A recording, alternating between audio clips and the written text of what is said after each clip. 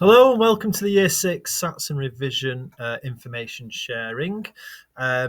This will be done over several short videos, short bits of information. Part 1 and 2 will be about the SATs information and revision information. And parts 3, 4 and 5 will just give you a little bit more in depth about the tests. Just click that. There we go. So what are the SATs? Let me just move my screen over here. So SATs, it's a standard assessment tests that all children will sit during the SATs week. So every year 6 child across the country will sit the same test during the same week for an element of fairness. So in primary schools, we sit SATs at the end of each key stage. So that's year 2 and year 6. And then they're used to track your child's progress through the school, and then we pass on that details to the secondary schools, and they're used to track your child's progress up to GCSEs. It's to ensure that your child's getting a good education, and obviously to make sure the schools are delivering what they should be doing, so an expected child can then move up through from key stage 1 and still be expected by the end of key stage 2 and expected at GCSEs or better. What we're not allowed to do is let children slip under the radar. Okay,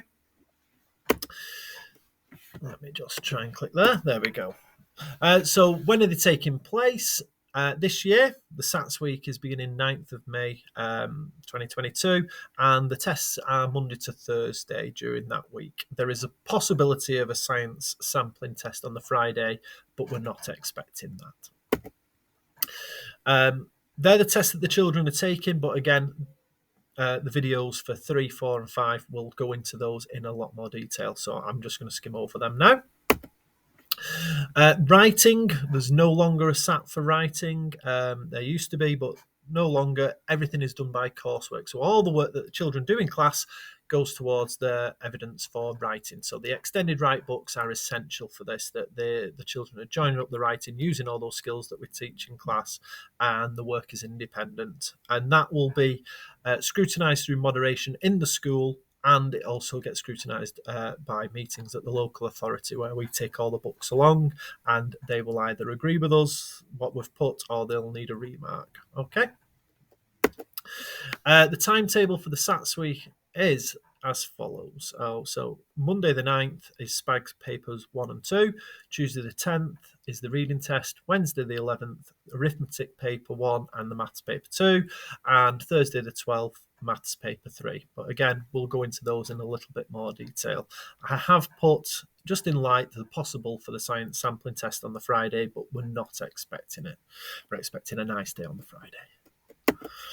The administration of the test. So all the children will be supported by the adults that they work with day in, day out. Okay, so we might work in different rooms throughout year 6 and split the children up into smaller groups, but they will all work with somebody that they are familiar with, and we want the children to do as well as they possibly can.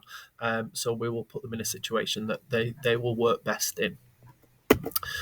The results, you will be getting the results back in July. So we send the papers off, we get them back, and we check them, and then they ensure that we're happy with how they've been marked, and then we will give you the results with the reports in July.